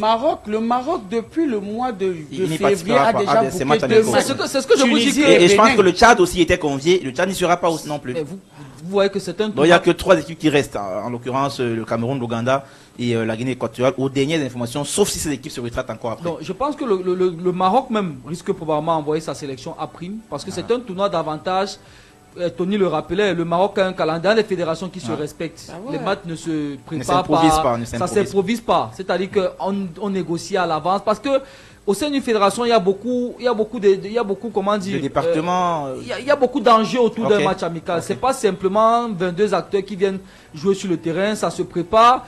L'entraîneur dépose son plan de travail sur l'année par rapport aux différentes échéances. On prépare les adversaires, on évoque. L'entraîneur propose les calibres. On regarde beaucoup de paramètres. Ça se fait pas comme ça se fait au Cameroun où on sursaute un matin. Hey, bientôt on sera en juin. Est-ce qu'on a même match? Hey, est-ce qu'il y a une équipe qui peut nous inviter à jouer un tournoi des débutants? On sursaute, comme si on a fait un cauchemar dans un rêve. Non, ça se passe pas comme ça dans les pays qui se respectent. Donc je pense que le Maroc, davantage, cette compétition amicale là, ils l'ont mis sur pied pour préparer leur équipe à prime qui va aller au CHAN. On essaye de convier des équipes fagnons pour monter en intensité justement et permettre à leur équipe nationale à prime de se frotter à un niveau comment dire, d'adversité supérieure afin de permettre à sa sélection justement de se préparer au mieux. Donc quand je disais que c'était un tournoi au rabais, c'est une compétition où des matchs qui comptent pour des cacahuètes, c'était davantage dans ce sens-là, parce que même au niveau de Marc Brice, s'il était résolument, on sait que c'est un entraîneur qui, depuis qu'il est là, il a montré, il a affiché clairement, il bouge pas beaucoup son équipe. Sur chaque regroupement, il y a maximum 3 ou 4 joueurs. 4 changements par rapport à la précédente liste. Et ça, c'est s'il y a des blessés ou des désistements. Et donc, s'il était dans la préparation du match, s'il était vraiment dans la préparation du match face au Cap-Vert, il n'aurait pas fait autant de changements. Je pense que, comme je l'ai dit tout à l'heure... Mais pour sortir. Voilà, il est davantage dans... je pense qu'en toile de fond, il y a le fait de marquer son désaccord par rapport à ce qui est fait en termes de préparation de stage pour les Lions. Et de l'autre côté... la fédération est malheureusement aujourd'hui résolue dans une logique qui voudrait que je veux pas réutiliser cette expression parce qu'après vous estimez que je suis trop dur. J'ai souvent dit que c'est on a les aventuriers. Non, au-delà des aventuriers, on a affaire à une fédération prostituée, c'est-à-dire quelqu'un tout le temps en têtant la main. Regardez les matchs, on est tout le temps invité. La dernière fois au Maroc avec les Lions, on était invité. Cette fois-ci pour ce tournoi-ci, on est invité. Les Lions qui devaient aller au Nigeria, nous sommes invités. C'est quelle fédération qui doit tout le temps attendre? Donc vous êtes tout le temps en train d'aller aux invitations des gens. D'aller aux invitations des gens. Vous recevez jamais les gens chez vous. Et donc c'est une fédération prostituée. Mais c'est ce que je dis tout le qui temps. Qui se fait inviter à chaque fois qu'il va au restaurant, qui mange et qui donne jamais. Regardez les Lions par exemple, on en parlera tout à l'heure. Une fédération qui est incapable de mettre une trentaine de billets d'avion pour sa sélection parce qu'elle attend justement que... Il faut rappeler que le Cameroun déjà c'est environ 300 000 francs le billet d'avion pour Abuja. C'est-à-dire que... Aller-retour. Si on va sur 30 billets d'avion, aller-retour, on a autour de 9 millions. 9 millions. La fédération n'a pas 9 millions. Mais elle attend jusqu'à 2 minutes parce qu'elle espère que quelqu'un va sortir quelque part, lui tendre encore la main pour lui dire non. Alain Denis, normalement si on est sérieux, vous voyez, si on est sérieux et qu'on a conscience que en septembre prochain, on va aller à Praia jouer un match coup près. Parce que le Cameroun joue son avenir pour la Coupe du Monde sur ce match-là. Ouais. Si on réussit à le gagner, on a un pied déjà en Coupe du Monde. Et si on ne gagne pas ce match-là, c'est mort. C'est compliqué parce qu'on n'a plus. Non, c'est mort. Il reste 2 matchs, on ne gagne pas, c'est mort. Il faut dire les choses telles qu'elles sont. On n'a plus notre destin entre les mains. Et donc, la fédération, normalement, sur un stage comme celui-ci, doit mettre tous les moyens parce que c'est. Tony l'a dit tout à l'heure, c'est la seule fois depuis que Fabrice est là qu'on jouera des matchs qui ne sont pas des matchs officiels. On n'a que joué des matchs officiels jusque-là. Et donc, si tu as une fédération qui est sérieuse, tu mets tout pour monter en niveau l'adversité à laquelle ton équipe sera confrontée. Il a dit, le Cap-Vert va jouer la Géorgie. Et ça n'a rien à voir avec, quand on parle de la Géorgie aujourd'hui, en termes de nom, ça peut renvoyer à rien, mais quand vous regardez les joueurs qui évoluent dans cette même si on peut se dire que certains cadres seront pas. Ils ont fait choix quart de finale, si je ne me trompe pas, au dernier Euro. C'est comme ça qu'on prépare un match couperé. En allant jouer des adversaires qui sont des tops adversaires sur le plan mondial, et non pas en allant jouer un tournoi d'exhibition où on est invité, où on va jouer des équipes qui enverront leurs équipes à prix, mais je suis désolé. Dave, parlons d'un joueur qui fait son comeback dans cette équipe-là, Olivier Kemen. On sait qu'il est sorti de cette équipe-là après une CAN qui a été un peu trop mitigée, on va dire comme ça pour être un peu, pour ne pas être très dur, comme on ne doit pas être dur ce soir. Qu'est-ce qu'il peut apporter à cette équipe-là? Est-ce qu'il a un gros coup à jouer dans ce rassemblement lorsqu'on sait qu'on a 3 milieux de terrain ou même 2,5 et qu'il y a une demi-place peut-être à prendre dans ce trio-là avec d'abord Baleba, ensuite Zambo Anguissa et un on là qui parfois n'est pas toujours à 100%. Non, je pense que déjà, permets-moi juste de revenir sur une information que j'ai donnée, c'était la victoire de la Guinée équatoriale, c'est 4-0 contre la Côte d'Ivoire. Oui, tout à fait, à la CAN. Voilà. Donc j'ai rectifié parce qu'il y a quelqu'un qui l'a précisé. Okay. Ensuite, je dis, c'est intéressant de voir le retour d'Olivier Kemen sur 2 angles. Premier angle, c'est que contrairement à ce que les gens disent, il n'y a pas de banni. Parce que les gens disaient, oui, on mettait en avant ses performances en Turquie. C'est que Castelli, toi, a filmé. Justement, on mettait ses performances en Turquie en disant, mais comment il performe en Turquie n'est pas appelé. Donc au moins, Marc Brice dit, personne n'est banni. Ça, au moins, on va taire ce débat-là. Ensuite, effectivement, il a beaucoup à jouer. Il a beaucoup à jouer sur ce rassemblement parce que c'est un joueur qui, quand on l'a vu ses premières sélections avec le Cameroun, il a démontré des choses intéressantes au milieu de terrain. On l'a pris pourquoi? Parce qu'en réalité, c'est le seul qui peut apporter une certaine créativité. Il a la capacité de jouer en 10, la capacité de jouer en 8 et en 6. Et maintenant, j'ai même vu qu'il joue latéral dans son club. Donc pour moi, c'est un joueur qui... Il a joué latéral en début de saison, mais depuis plus de 8 matchs, il a repris sa place au milieu de terrain. Donc il a vous savez, la CAN, c'est en décembre. On a un match en septembre. Entre-temps, on ne sait pas ce qui peut se passer. Quels seront les joueurs qui vont bouger en termes de mercato? Quelles seront les performances des uns et des autres? Donc c'est intéressant pour lui de montrer au coach qu'il est toujours dans la course et qu'il prenne justement cette convocation et ces matchs, bon, d'aucuns pensent que c'est des matchs cacahuètes, mais qu'il prenne ces matchs au sérieux parce qu'il aura son épingle à tirer du jeu. Tony, qui est concentré sur son téléphone. Non, mais par rapport à... Tu me disais pourquoi on a pris juste les attaquants. Le problème, c'est qu'ici, chez nous, on n'a pas la culture de la data. La seule data que Marcus peut maîtriser concernant le championnat camerounais, c'est celle qui concerne les attaquants. Nombre de buts, nombre de passes décisives. Je te donne un exemple. Quand tu regardes un joueur comme Serge Dora, il est le meilleur buteur et le meilleur passeur du championnat. Quand tu regardes son âge, quand tu regardes sa progression, moi, depuis l'année dernière, ici au Playoff à Douala, j'avais ciblé 2 joueurs. Arsène Mekila, toujours de Gazelle, et Serge Dora. D'abord, dans mes publications, ceux qui me suivent, je tarie pas de lui. Je ne le connais pas. On ne s'est jamais rencontré parce qu'on se connaît ici au pays. On dit qu'ils sont indolents. Voilà, on ne se connaît pas. Donc, mais moi, je lance les gars comme ça. Donc là, tu peux maîtriser cette donnée. Quand tu regardes un joueur comme Foumou, tu peux maîtriser cette donnée et tu te dis, bon, il a été chez les espoirs, il a fait les A-primes, donc tu maîtrises le truc. Idem pour, comment il s'appelle, pour Batum. Sauf que là, moi, le bémol que j'ai, c'est que si tu peux faire une liste et que tu peux appeler des locaux, parce que déjà, il faut dire, il y a un postulat que j'aime, par lequel j'aime commencer, quand il faut analyser une liste, aucune liste ne fera jamais l'unanimité. Tout à fait. Voilà. Donc moi, je dis, si tu peux convoquer ces joueurs-là, ben, ça veut dire que tu peux convoquer Atiba. Ça veut dire que tu peux convoquer chez Malone. Parce que eux, au moins, ils sont dans un championnat et ils sont en train de jouer. Ils viennent de jouer une finale des champions africains. de coupe de la CAF africaine. Ça veut dire que là encore, tu as plus, parce qu'en termes de professionnalisme, c'est 4 à 5 fois plus poussé que ce qu'on a ici, comme Yvan l'expliquait tout à l'heure. Après, sur la problématique des matchs amicaux, tu sais, on a, je ne le dirai jamais assez, avec quelqu'un d'autre à la tête de la FIDE, je peux comprendre. Franchement, je peux comprendre. Tu peux excuser. Je peux encore accepter ça s'il y a quelqu'un d'autre à la tête de la FIDE. Mais je refuse d'accepter ça quand je regarde qui est à la tête de la FIDE. L'icône. L'icône qui est là. Son parcours et tout. Pourquoi? Parce que tu as des matchs, tu as un match couperé comme ça. Tu as pour la première fois que tu as un nouvel entraîneur sur place qui a la capacité d'avoir une fenêtre ouverte pour avoir 2 matchs qui lui donne la possibilité de tester autre chose. Parce que vous allez remarquer les 2 seules fois sur les 10 matchs où Mabrice a pu, les 2 premières fois où Mabrice a changé son dispositif, ce sont les 2 matchs qu'on joue qu'on était déjà sûr d'être qualifié pour la CAN. Avec ça, il passe à 2 attaquants, Aboubakar et Magri, si tu observes bien. Et ça donne parce que Zambouangui, ça n'était pas là. Ensuite, il n'a pas la possibilité de tester.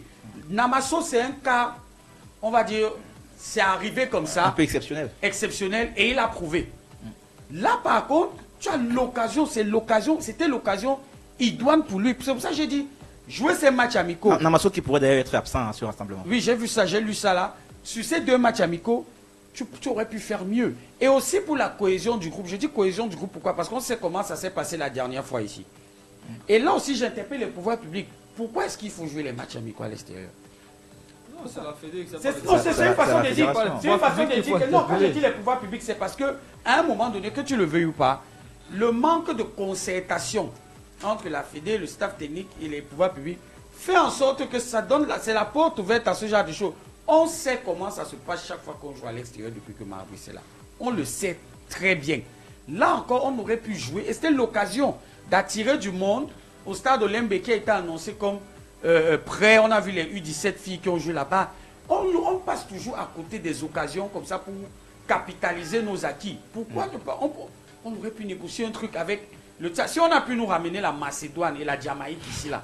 Non, pas même la Macédoine. Si on a pu jouer contre la Macédoine et qu'on a pu nous ramener la Jamaïque ici, ben, ça veut dire qu'on pouvait... La Jamaïque qui vient quand même de très loin. De très loin. Ça veut dire qu'on pouvait organiser un match avec une nation africaine pour venir jouer à Olympique. Avec le Mali. On a 60 000 places.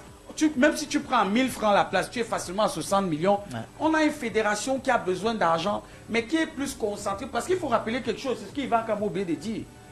Quand il dit que les gars ont fait, ils ont suivi le match. C'est le 14 mai qu'on fait la note à Mabrice. Pour lui dire que tu joues le 6 juin et ou c'est le 6 et le 9 juin. C'est le 14 mai.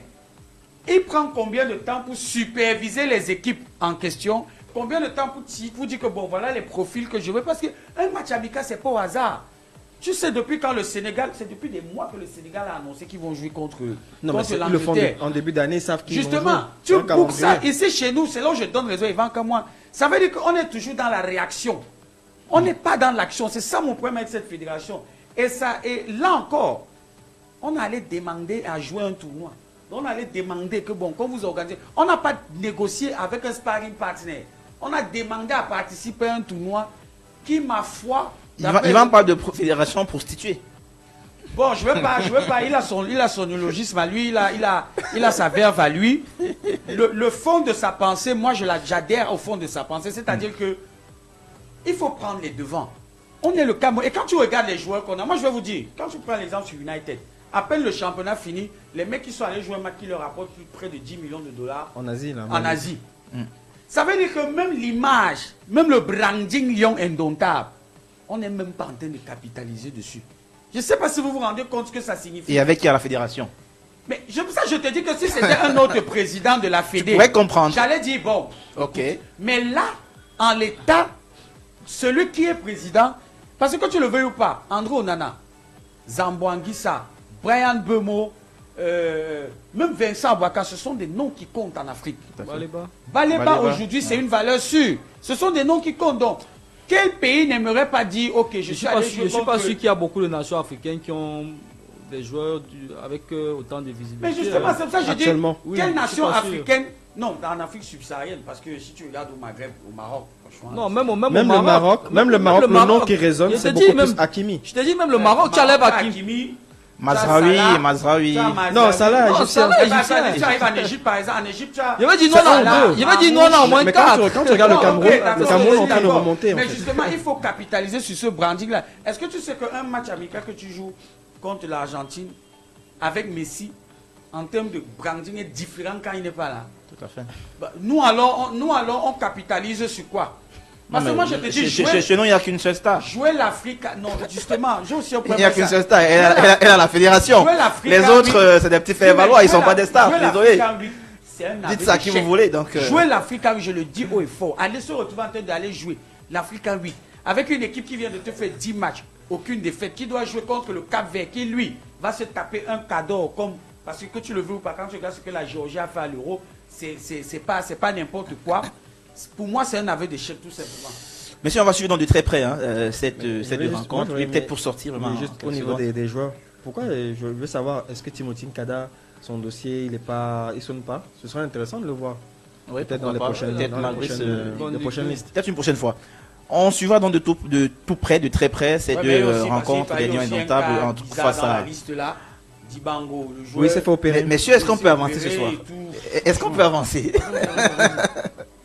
Alors, je disais donc qu'on va suivre de tout près ces deux rencontres. D'abord face à l'Ouganda, ensuite face à l'équipe de la Guinée équatoriale du côté de Marrakech. Parlons donc cette fois-ci du deuxième sujet à l'ordre du jour. Et il est consacré à ce mauvais départ. C'est pas un mauvais départ, mais c'est ce vrai faux rendez-vous. Alors, c'est deux vrais faux rendez-vous de nos deux sélections. D'abord, les Lions qui devaient se rendre du côté du Nigeria depuis hier, mais qui ne s'y sont pas encore rendus. La liste n'est pas encore été publiée. Même chose pour les Lions U20, qui eux aussi, on a appris qu'il y avait un match amical contre l'équipe d'Angleterre, mais côté anglais, on n'a vu aucun programme, ni sur le site de la fédération anglaise, ni sur un média sportif anglais annonçant un match amical contre les U20 du Cameroun. Et donc on se pose la question de savoir, est-ce que c'est pas la belle Lion indomptable qui est définitivement en péril aujourd'hui? C'est ce que je disais tout à l'heure. Tu vois que Vas-y, tu as dis-nous. tourné, tu es revenu sur ce que je disais tout à l'heure. Le label, on ne capitalise pas dessus. Après, il faut qu'on soit mesuré parce que la Fédé n'a pas fait une annonce officielle concernant ce match. Ok. Mais de ce qu'on sait, il y a des joueurs. La qui ont été Fédé n'a non plus démenti Justement, elle n'a les pas fait une annonce informations officielle et elle n'a qui ont pas été démenti produites une et relayées information, partout. d'autant plus que l'entraîneur des U20, on l'a vu ramener des joueurs, il y a Voilà, des convocations. voilà. J'ai appris que Serge Dour a été aussi convoqué chez les U20. Ouais, des Nagida qui ont été annoncés, Annoncés. des Dimitri Magny. On a annoncé des Ils joueurs. sont nombreux, ils sont À nombreux. côté qui de ont ça, été- on avait aussi des parlé Mim, du match Bain. des U16 qui devaient jouer contre le Luxembourg. Pour ça, pour avoir discuté avec quelqu'un qui m'a dit oui, c'était prévu, mais il n'y aura rien. Je ne sais pas si vous vous rendez compte comment on est en train de se... C'est-à-dire, c'est le quartier. de ce bousiller. Vous imaginez déjà, et c'est comme ça qu'on veut une fédération qui peut ramener des sponsors. Non, on est sérieux. Je te dis que pour un pays qui n'arrive même pas à organiser des championnats jeunes, moi je te prends un exemple. Ailleurs, tu as les nations qui jouent les matchs amicaux des U17, des U19, des U20, les U21, même quand il faut préparer des compétitions. Nous, c'est pas ça. Et c'est dangereux. C'est dangereux parce que depuis comme les U20, depuis le fiasco des U20 qui n'ont pas pu se qualifier pour la CAN, mais qu'on voulait aller faire jouer à la place des Lions à Garoua, on n'a plus rien eu. Et moi, je fais un mea culpa parce que j'ai fait une publication où j'ai dit je suis d'accord avec la Fédé, vraiment, je les encourage, je leur dis merci de nous avoir dégoté des matchs U20, U16, donc même quand je veux même les supporter à fond, les gars me font... Ils te déçoivent. Mais les gars Ils te font la honte. Mais je te pose une question. On a dit, nous sommes en 2025, nous sommes en mai. Tu n'es même pas obligé d'organiser le match contre les U20 contre l'Angleterre. Tu peux faire ça même contre les U20 d'une équipe africaine. Mais même là, on n'arrive pas. Et tu vas faire comme ça que nos sélections jeunes se rassemblent quand il y a une compétition qui approche. Les matchs amicaux simples pour rien là, tu ne vois jamais ça. Et quand tu sais que tu n'as pas de championnat jeune, c'est l'occasion idoine. Je dis toujours, quand on dit fenêtre FIFA, ça concerne pour les sélections masculines, c'est pour toutes les sélections masculines. Voilà, les A' ne peuvent pas jouer de match. Ils vont attendre le jour, on va dire que éliminatoire du Chan. C'est là qu'ils vont venir jouer. Tu entretiens même la cohésion entre les joueurs de cette sélection. Comment? C'est pas possible. On a annoncé les U20, on a annoncé les U16. J'en embraye une fois, on a annoncé même les filles même qui sont censées aller jouer au Nigeria. Jusqu'aujourd'hui, on ne sait pas. Il n'y a pas de communication. Mais honnêtement, je veux revenir sur ce que tu dis. Parce que je pense que la Fédé, par son mutisme en fait, et par sa communication biaisée, entretient tout cela. Ben oui. Parce qu'on n'a pas de communication officielle de la Fédé, mais on a des médias camerounais qui nous disent qu'il y a un match Cameroun-Angleterre U20. Il y a un match Cameroun-Nigeria chez les femmes. À un moment donné, soit il y a match et que la Fédé officiellement dise il y a match ou il n'y a pas match. Ou alors elle demande à ces médias tentaculaires, elle dit non, ce n'est pas ça. Parce que honnêtement, ou alors elle est perdue. Oui, mais en fait, ce qui est plus embêtant dans l'affaire, c'est que on a vu des images du sélectionneur national de l'équipe nationale U20 du Cameroun allant rencontrer les clubs. Et quand une image engage déjà une personnalité d'alors comme celle-là, la fédération se doit, il y a le devoir de démentir si l'information n'est pas vraie. Parce que là, on a vu, parce que ce monsieur, il est arrivé, le sélectionneur Ken Moïse, il est arrivé, il a rencontré des jeunes joueurs. Plusieurs jeunes joueurs. Est-ce que c'est dans l'optique d'une préparation d'un match? On peut se dire oui, parce qu'en fait, il n'est pas allé en balade. Oui, puisque quand tu vas les rencontrer, c'est pour parler de quelque chose. Il y a une correspondance généralement qui est envoyée au club justement, pour dire que je suis sélectionné de telle nation et je vais rencontrer tel joueur. C'était pas pour jouer ce match. Il allait rencontrer. Pourquoi ça que je dis? Il allait faire quoi, le tourisme? Moi, je dis ça parce que la Fédé est plus prompt quand nous dit que oui, le président est allé dans une banque rencontrer. Qu'est-ce qu'on a à foutre avec ça? Qu'il allait faire une séance de travail. Voilà, là, il faut qu'il dise. Aujourd'hui, ce qu'on présente, c'est les images où il avait le brassard de capitaine. C'est ça que je dis que. Mais ce qu'il faut qu'on nous dise, c'est est-ce que le match, est-ce qu'il doit y avoir match ou pas? C'est ça que je dis que le canal officiel de la Fédé n'a rien annoncé. Ça laisse même à penser que c'était même de la filouterie en fait. Parce que tu te dis, mais si vous n'avez pas de match organisé, on sélectionnait les joueurs pourquoi? On parlait de sélection. C'est pour ça que justement j'insiste sur ce que tu disais, cette absence de communication, ou bien cette communication très mal organisée de la part de la fédération et peut-être des médias tentaculaires. Parce que si des médias tentaculaires donnent des informations comme quoi il y a un match contre l'Angleterre, un match contre le Nigeria, ça veut dire qu'ils ont pris l'information quelque part. Ils n'affabulent pas. Alors c'est à la fédération justement soit de confirmer, soit de démentir. Mais maintenant tu disais quelque chose de très pertinent, Tony. À un moment donné, si on veut que nos équipes jeunes ou les autres équipes, à part les A, parce que le football au Cameroun ne concerne pas uniquement les équipes A, il faudrait justement qu'on puisse avoir ces calendriers-là, ces matchs amicaux, c'est à féliciter. On n'est pas forcément obligé de jouer des gros calibres. Parce que quand on dit l'Angleterre, c'est beau, ça fait rêver pour les U20. Mais je ne pense même pas que l'Angleterre ait communiqué dessus. Mais justement, sur le site de la fédération anglaise, je dis, voilà, les U20, il n'y a rien. Il n'y a que les U19 et les U21 qui vont se rassembler. Alors c'est vraiment à nous justement de voir comment le Cameroun U20 peut jouer un match contre le Mali. Jouer le match contre le Mali en U20, ce n'est pas quelque chose de dégradant. Quand on connaît la puissance de ces équipes-là, dans les équipes jeunes, que ce soit le Mali, que ce soit le Sénégal et autres pays, même l'Afrique du Sud, quand on regarde, ce serait intéressant. Mais je pense que, je ne veux pas utiliser ce terme, mais j'ai l'impression qu'il y a une espèce de navigation à vue. On ne sait pas où on va. On se réveille comme Yvan disait tout à l'heure. On se réveille. Ah, il y a une femme. Ah oui, on doit jouer. Et tout ceci, ça donne lieu à cette cacophonie qui est tout à fait regrettable pour le Cameroun. Yvan, que t'inspire toute cette cacophonie, appelons-le comme ça pour emprunter l'expression de Dave. D'abord les U20 dont on n'entend plus parler. Le stade était censé commencer depuis le 25. Il n'en est rien jusqu'ici. Chez les filles, elles sont attendues du côté du Nigeria depuis hier matin. Elles ne sont pas attendues. Il faut rappeler que elles devaient être prises en pension complète du côté du Nigeria dès leur arrivée à l'aéroport. Donc le bus qui venait les prendre devait les amener dans un hôtel qui était payé par la fédération nigériane et tout était pris en pension complète. Et que le Cameroun n'avait qu'à payer les billets d'avion pour les joueuses et le staff technique pour aller du côté du Nigeria. Mais jusqu'ici, il n'en est rien. L'équipe ne s'est pas encore déplacée. Les joueuses, pour certaines, sont encore dans leur club respectif. Il y a même une liste. Côté, il y a une liste qui a été transmise à la fédération, ça je peux vous le dire, parce que c'est une information de tous très crédible. Elle a été transmise à la fédération, mais la fédération ne peut pas encore la publier pour des raisons que, personnellement, j'ignore jusqu'ici. Les joueuses ont reçu Qu'est-ce que cela? Oui, les joueuses, elles ont reçu les Il y a des convocations. joueuses de l'étranger. Elles ont reçu les convocations, ça c'est sûr. Elles ont reçu les Ça, c'est convocations sûr. avec le plan de vol. Le plan de vol, maintenant, je ne sais pas. Mais les convocations, par contre, elles les ont reçues. C'est pertinent ce que je demande, parce que Elles le les ont plan de reçues. vol signifie qu'on a déjà réservé le vol. On a réservé les billets. Non, les biens n'ont pas été réservés. Ça veut dire que tu as c'est reçu sûr. une convocation sans Ça, c'est plan sûr. de vol. Quelle est cette convocation que tu reçois sans plan de vol? Puis la convocation doit dire à ton club que tu te déplaces. Monsieur Tony, ça Non, c'est pertinent. La convocation doit dire tu quittes d'où pour arriver à tel tel endroit et tout. Et pour arriver à tel endroit, il suffit que tu as un plan de C'est vol. comme si tu as ta fille, Alain Denis, ta fille que connaît là. On ne rit pas. Parce que ce qu'il va dire est très important. Ok. Tu n'es pas avec nous. Il va la parole. C'est comme si tu as ta fille à la maison. Le voisin. Yvan. Tu te croises avec ton voisin, vous vous croisez dans un couloir du quartier.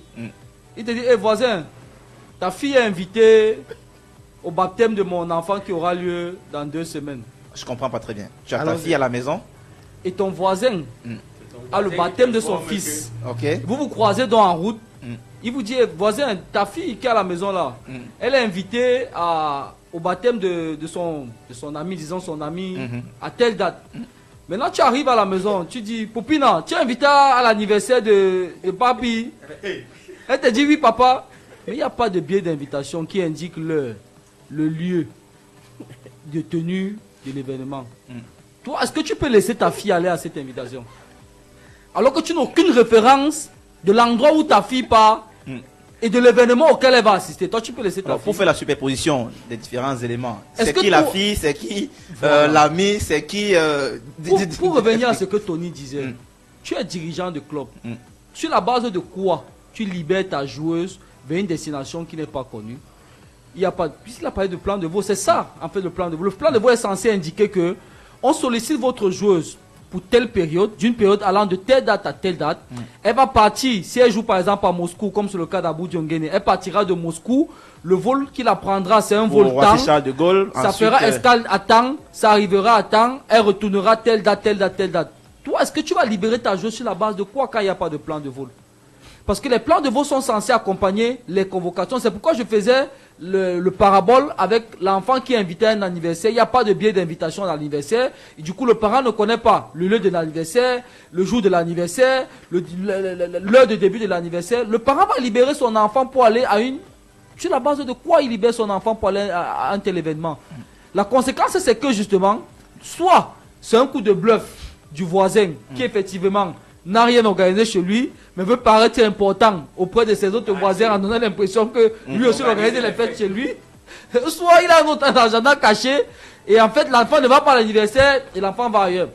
Non, pour être sérieux et pour revenir à cette question-là, parce que tu étais en train d'embrayer pour me poser la question avant que Tony ne réagisse.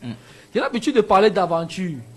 Et malheureusement, je pense qu'il va commencer même à séquencer ça en parlant d'épisode 1, épisode 2, épisode 3, des grandes aventures de la Fédération camerounaise de football. Parce qu'à chaque émission qu'on fait, on a l'impression qu'on est dans un nouvel épisode des grandes aventures de la Fédération camerounaise de football, qui chaque semaine qui passe nous sert un nouvel épisode encore plus croustillant que le précédent épisode. Parce que la réalité, c'est que quand on parle des UV machin, vous avez l'impression que la fédération a quelque chose à foutre du football jeune au Cameroun. Sur le plan local, le football jeune ne se joue pas.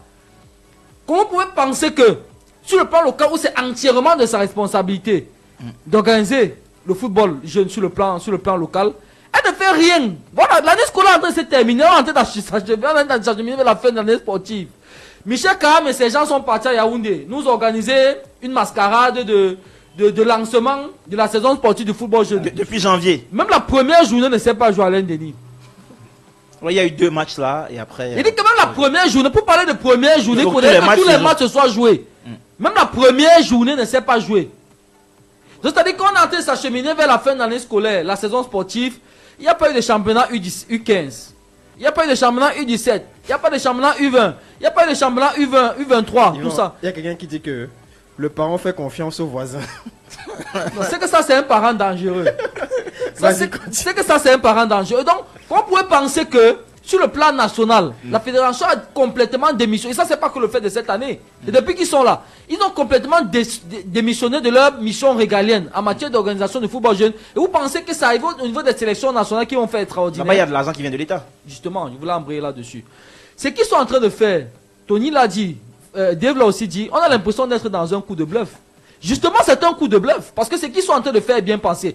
La seule sélection nationale pour laquelle l'État a l'obligation de mettre à disposition les moyens pour son fonctionnement, c'est la sélection nationale Fagnon A masculine. Et je pense qu'il y a la convention de 2015 qui renseigne à suffire sur les mécanismes qui lient les deux parties et qui obligent l'État à mettre à disposition les moyens pour que cette... Vous constaterez que quand les Lions doivent se regrouper, l'État met systématiquement les moyens pour que les Lions se regroupent. Pour les autres sélections nationales, ce qui se passe, c'est que l'État, à travers le ministère des Sports, fait ce qu'elle fait avec les autres fédérations. Si vous interrogez les présidents des autres fédérations, ils vous diront qu'en début d'année, l'État leur dit, vous avez peut-être droit au financement de 3 activités d'une sélection nationale, ou à 4 activités d'une sélection nationale. Et donc, toute sélection nationale confondue, vous avez le devoir de déposer les projets de budget pour le regroupement de 3 activités, ou de 4 activités. Et donc, c'est probablement le cas avec les autres sélections nationales jeunes de la fédération. Dernièrement, on était au Maroc pour un tournoi qui comptait pour des cacahuètes. L'État a mis sur pied les moyens pour que la sélection féminine se regroupe et aille participer à un tournoi pour lequel on était invité et pour lequel tout était pris en charge. Et donc, à ce niveau-là, on peut estimer que ça a été une gabegie de la fédération qui, malheureusement, a grillé un joker. Ou alors une escroquerie même. Si tu préfères parler d'escroquerie, moi, je préfère utiliser le terme gabegie. Et donc, elle a préféré griller un joker qu'elle aurait pu mettre à bon escient pour permettre à ces U20, pourquoi pas de jouer un match amical, parce que depuis le début de l'année, ils n'ont pas joué de match amicaux en dehors des périodes conventionnelles liées aux qualifications pour des tournois zonaux ou des tournois liés aux tournois africains. Et donc aujourd'hui, on a fait une fédération qui se sucre sur le dos des sélections nationales. Parce que c'est l'expression qu'il faut utiliser. On a eu la semaine dernière un courrier qui est apparu sur la toile des agences de voyage qui réclament à la fédération près d'1 milliard de francs CFA. Alors, Denis, comment en arrive-t-on au fait que la fédération doive de l'argent des agences de voyage alors que pour les sélections nationales, jusqu'ici, l'État a préfinancé les regroupements et les voyages des sélections nationales? Tout a été payé par l'État, ça il faut le dire. Comment est-ce que l'État a tout payé et la fédération se retrouve endettée auprès des agences de voyage? Où est passé l'argent? Où est passé l'argent? Ça veut dire que l'argent a été détourné. Et donc, si vous êtes l'État du Cameroun, même si vous avez la bonne volonté de mettre à disposition les moyens pour que les Lions fassent le déplacement du Cameroun pour le Nigeria, et que vous apprenez que le précédent argent que vous avez débloqué n'a pas été utilisé pour les fins pour lesquelles ils étaient destinés, qu'est-ce que vous faites? Est-ce que vous sortez encore de l'argent? Donc aujourd'hui, malheureusement, les sélections nationales du Cameroun souffrent de la mauvaise gérance de la fédération. J'ai parlé de gabegie tout à l'heure, et je vous l'ai dit, à chaque fois qu'on va parler de la fédération des sélections nationales, on sera dans un épisode X+1. Des grandes aventures de la Fédération camerounaise de football. Et malheureusement, j'ai l'habitude de parler d'aventure. Même quand, comme Tony veut le dire, même quand tu as envie de ne rien dire. Bah ouais, parce que... Ils te servent toujours de la matière pour leur tirer dessus. Mais quelle est cette fédération qui n'accumule que des casseroles? C'est quelle fédération comme ça, Alain Denis, qui n'accumule que des casseroles? Quand, à chaque fois que tu veux parler de la FECAFOOT, ils te servent toujours le motif d'une casserole sur laquelle tu dois t'appuyer pour tirer sur eux, même quand tu n'as pas envie de parler d'eux. Ouais, c'est clair. Parce que... Mais Tony, enfin, on parle de billets d'avion, on l'a dit tout à l'heure, en début, Yvan nous a plongé à quelque chose de très émotionnel. On a tous été emportés par cette hype-là. On l'a bien senti, il y a eu une sorte de silence total dans la salle. Et je pense que les auditeurs aussi ont été emportés. Mais Yvan, Tony, on parle là de 35 billets environ pour les filles, parce qu'il faut environ quoi 20, 23, 24 joueuses et le staff qui peut être jusqu'à 11, 12, 13 personnes. Donc, on est autour de 35 billets d'avion. Et là, on a des gens qui, malheureusement, sont incapables de faire une réservation. Et donc, ça traduit peut-être une sorte de perte de crédibilité auprès d'éventuels prestataires dans le domaine du transport aérien. Et c'est peut-être là où le bas blesse davantage. Oui, mais il faut aussi dire que c'est aussi la preuve d'un manque de programmation. Parce que quand est-ce qu'on a... Oui, mais Tony, tu peux Tony, ne pas programmer. Attends, tu mais si je m'appelle Samuel Eto'o, quand tes créanciers te font... si je m'appelle Samuel Eto'o, monsieur, et je pars chez une agence X ou Y, je dis je veux 35 billets d'avion, oui, mais... ça coûte 9 et millions. Commence à te dire, grand frère, pourquoi tu vas jusque-là? Non, il va en faire une émission sérieuse. Je n'invente rien. Grand frère, tu vas beaucoup trop loin. C'est ce qu'on a lu tout le monde l'a lu, je suis pas le seul à l'avoir lu. Moi, personnellement, sur la plainte de... Grand frère, tu vas beaucoup trop loin pour rien. Justement, sur la plainte de Mehdi, moi, j'ai pas été d'accord que tu as une plainte, tu réclames ton argent à quelqu'un. Tu n'es pas obligé de mettre tous les détails. Non, Tony, au-delà de la plainte, il y a un ras-le-bol. Je sais, je comprends.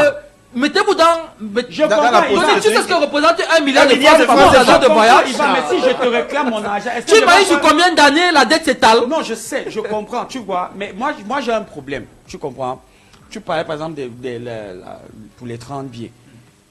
Le truc, c'est que au jour d'aujourd'hui, on a un président de Fédé qui est plus bling-bling dehors. Et ses collaborateurs sont plus focus pour magnifier cet aspect-là. Et je l'avais dit ici. Ça a même un peu diminué. Quand mon grand frère Ernest Obama était encore dit comme de la Fédé. Voilà, et moi je l'avais dit ici que ces sorties-là, comme balance sur TikTok et tout, sur les réseaux, quelle est donc la plus-value aujourd'hui pour le football camerounais? Tant pour le branding des Lions indomptables que pour l'image même du championnat local. Qu'est-ce que ça nous a rapporté? Aujourd'hui, toi, tu vois juste que oui, on n'est pas en train de pouvoir payer 35 billets. Mais moi, je m'en tape de ça. Ce sont les Lions. Moi, je m'en tape. Alain Denis Samuel était président de fédération de football dans un pays où on ne paye pas les arbitres. Où les joueurs ne sont pas payés. Certes, ça date de depuis, mais comme il est donc là, quel est le mécanisme qui a été mis en place? Je dis les joueurs, pour les joueurs, ça date depuis. Quel est le mécanisme donc qui a été mis en place sous sa gouvernance pour que ça prenne fin? Aujourd'hui, c'est facile de dire que moi, il est combien le ministre du football. Aujourd'hui, c'est facile de dire que moi, il est combien le ministre du football. Mais lui, il est le président de la Fédération camerounaise des Lions indomptables. Parce que c'est quand il s'agit des Lions, quelle que soit la sélection, que tu vois ça bouge, que tu vois qu'on peut prendre les gens qui vont aller manger le sandwich en Europe pour se présenter. C'est là où tu vois ça vivre. C'est là où tu vois les journalistes. Tout le monde est à la recherche du prix Pulitzer. Chacun te sort sa part d'information, contre-information. À longueur de journée, tu ne sais même plus où mettre de la tête. C'est Tolo qui a fait la liste. C'est l'autre qui a fait. L'autre a dit que l'autre, le Snapchat est monté, c'est descendu. C'est ça qui préoccupe tous ces gens-là. Qu'est-ce qu'on fait du football camerounais? Moi, je dis que les Lions indomptables ne sont pas la vitrine du football camerounais. Je suis désolé. L'Angleterre a le meilleur championnat du monde depuis 10 ans. Ils n'ont rien gagné en équipe nationale. Depuis 60 ans. Mais ils ont le meilleur championnat au monde. L'Espagne qui n'a pas un championnat aussi huppé, ce sont eux qui se tapent les équipes qui trustent les Champions League, qui ont le plus grand nombre de ballons d'or, et qui sont champions du monde, champions d'Europe. Pourtant, c'est l'Angleterre qui a le meilleur championnat. Tu comprends que tout le monde va aller jouer en Angleterre. Mais qu'est-ce qu'on fait de notre championnat? Est-ce que c'est normal qu'on en soit aujourd'hui à 2025? Moi, j'ai posé la question à quelqu'un. Le vainqueur de la Coupe du Cameroun joue la Coupe de la CAF l'année d'après. Ça ne dérange personne. Ça dure comme ça depuis. Quelles sont les réformes qu'on a prises, qu'on a vues, on a dit qu'on va mettre en place pour ça? Le champion du Cameroun se tape 2 tours préliminaires. Avant, c'est pour te montrer le niveau de notre championnat. Ça ne dit rien à personne. Une équipe du Libéria a éliminé Fovu ici. Non, Fovu. Et une équipe du Ghana, où c'est Samatex. C'était le Ghana, où c'est Samatex, c'est quoi? Qui est venu éliminer au Popo ici. Ça n'a pas intéressé les gens. Samatex, c'est pas le Libéria? Je sais pas où c'est Samatex. Il y a quelque chose comme ça. Ça n'a pas intéressé les gens. Mais dès qu'on te dit les Lions indomptables, mais attends. Tout ça fait en sorte qu'on oublie. J'ai rappelé aux gens que le président joue en Somalie. Oui, ça, tout le monde. Ça devient une grosse actualité. Tout le monde fait. Ça devient comme une sorte de trophée qu'on a remporté parce que un retraité est en train de jouer un match de quartier. Quelle est la plus-value? Quelle est la plus-value, Alain Denis? Je te dis, aujourd'hui, on a des Lions. On te dit, il n'y a pas les billets. Les U20 ne vont pas jouer et tout. Je rappelle, pour ceux qui ont oublié, que les Lions là ne vont pas jouer la CAN. Les gens ont oublié ça. Moi, j'ai eu un pincement au cœur mardi. Quand j'ai vu les résultats du tirage au sort de la Coupe du Monde U17, 10 équipes africaines, dans une compétition de 16 équipes, le Cameroun n'a pas été en mesure de terminer dans le top 10. Le Cameroun, dans une compétition de 16 équipes. Et tout le monde rit. Les gens sont contents au quartier. Ils applaudissent. C'est le deuil. Le président avait dit rendez-vous dans 6 Le football camerounais est mort. Moi, je le dis. Arrêtons de vouloir tourner en bourrique. Tu es modeste. Non, moi, je dis c'est mort. C'est-à-dire c'est mort parce qu'aujourd'hui... Même le sarcophage, il y a parce que plus le temps est passé, on s'est concentré sur du bavardage. On nous a dit on va remettre... On avait dit quoi? Redonner au football camerounais toute sa grandeur. Les annonces pompeuses et tout. Ok, on y a cru. Moi, j'y ai cru. Dommage pour toi. Mais je dis, aujourd'hui, j'ai même honte. Sincèrement, j'ai honte. À mon âme, et quand je demande même pardon à Seydou Mboumboudia, je te jure. Tu as honte d'y avoir cru. Non, moi, j'ai honte non seulement d'y avoir cru, mais d'avoir été aussi assez avec l'ancien exécutif. Parce que dans ma tête, c'était du genre, le mec. Ouais, ben, on l'avait tous souvenir. On a tous. C'est doit souffrir entre nos mains. Oui, surtout entre nos mains. Surtout entre les mains d'Ivan Kamwa. Surtout entre les mains d'Ivan Kamwa. Mais aujourd'hui. Les gens ont l'impression que. C'est vrai que ça commence. Mais aujourd'hui, tu te retrouves dans un système où tu veux même lever la tête pour parler, on coupe. Tu veux même réclamer quelque chose, il y a une sorte de despotisme et on enfume les gens. On te dit comment l'arbitrage se porte bien. On a un beau championnat, le meilleur championnat jamais organisé en Afrique. Mais Tony, je ne te coupe pas. C'est-à-dire que le symbole de la désuétude complète du football camerounais. Est-ce que tu as écouté le président, le discours de Samuel Eto'o à l'AG? À l'AG. C'est-à-dire que il était en roue libre. En fait, c'est-à-dire que j'espère qu'on a basculé, on est parlons donc de cet âge-là directement, sans transition. Je n'ai pas envie d'utiliser cette expression parce qu'on dit souvent que quand Dieu vous perd, il vous rend fou. Mais c'est-à-dire que quelqu'un réussit à vouloir démontrer que quelque chose qui est noir et blanc en disant l'arbitrage camerounais ne s'est jamais aussi bien porté. Et quand il veut citer un exemple, ce qui prend justement pour... On vient me citer Elvis Nupoué. Que les gens... Il te cite Atezambon, il te cite Abdel. Ils te disent qu'ils ont participé, ils ont arbitré à la finale. Non, il n'a pas parlé de la CAN U20. Il a parlé de la finale d'une compétition interclub. C'est-à-dire que le président de la fédération qui vient à nager, discours aussi solennel. Parce qu'il veut se tromper à lui-même. Même dans le discours, c'est-à-dire qu'ils ont écrit le discours, ils ont même lu et relu, et ils se trompent sur la compétition des acteurs qu'il faut le féliciter. C'est un peu comme si je veux te féliciter Alain Denis pour avoir couvert la Coupe du Monde. J'ai dit le journalisme camerounais ne s'est jamais porté aussi bien. Je félicite Alain Denis qui a récemment couvert la finale de la Coupe du Cameroun de football alors que tu étais en finale de la Coupe du Monde. Tu imagines ce que ça veut dire? Parce que je veux me tromper à moi-même. Et c'est sur des détails comme ça là que tu comprends qu'en fait, la maison de Tchinga, c'est-à-dire qu'avant on pensait que c'était hanté. Mais maintenant c'est même plus hanté. La maison de Tchinga c'est la hantise. Non, la maison est hantée, tu sais pourquoi? Non, c'est pas hanté, c'est la hantise. C'est maintenant elle qui hante les gens. Je prouver que c'est hanté. C'est la hantise. Aujourd'hui, Samuel Eto'o est président de l'Africa Foot. Hier c'était Seydou. Avant-hier c'était Tombi. Tu vas te rendre compte que tous les trois, ce qu'ils ont en commun, c'est la majorité des gens qui sont installés déjà à Tinga depuis. Tu as l'impression que, quel que soit le genre d'intention que tu as, quand tu mets les pieds, et j'ai adoré le post que tu as fait, je l'avais fait avant, pour dire que ce sont ces membres de l'AG et du commun qui sont les véritables fossoyeurs du football communautaire. Les présidents passent, les problèmes restent les mêmes. Maintenant, tu as parlé de l'AG. Mais il y a un fait qui m'a totalement choqué. Quand on te dit dans les résolutions, moi je suis les résolutions, on te dit résolution numéro 5, les membres à l'unanimité résolution numéro 5 d'abord, ok. Prennent acte de ce que le président n'a pas touché ses indemnités pendant 3 ans. Dès qu'on a dit ça, dès que j'ai suivi ça, qu'à moi, j'ai dit les gars, s'ils vont nous en tuer. C'est la résolution numéro 4. Numéro 4. Dès que j'ai suivi ça, j'ai dit que les gars, s'ils vont nous en tuer. L'Assemblée générale de l'Africa Foot, à l'unanimité de ses membres présents, prend acte de la renonciation du président de la fédération camerounaise de football, M. Samuel Eto'o fils, pendant la durée de son mandat et l'ensemble de ses indemnités. Dès que j'ai il a renoncé à prendre ses indemnités. Dès que j'ai suivi ça, j'ai dit les gars, s'ils vont nous en tuer. Ils vont forcément nous en tuer. Parce qu'en fait, on est dans un système où... Donc on préparait les consciences, accepter... Non seulement on préparait les consciences, mais comme on sait comment le Camerounais est friand, c'est que 80% des Camerounais réfléchissent par la procuration. Ils se sont accrochés dessus. Ils n'ont pas vu ce qui venait derrière. Non, l'arme létale venait derrière. C'est-à-dire que on a quelqu'un qui, à la dernière AG, a augmenté les émoluments des membres, dont les siens. Et à l'AG qui, si on vient te dire qu'on prend acte il ne touche jamais. Il ne touche jamais. Il augmentait quoi? Non, parlons peu, parlons peu. Comme ça, tu dis, comme tu as dit tout à l'heure, quelqu'un vient raconter des choses, s'oublie lui-même. Il augmentait quoi? 2.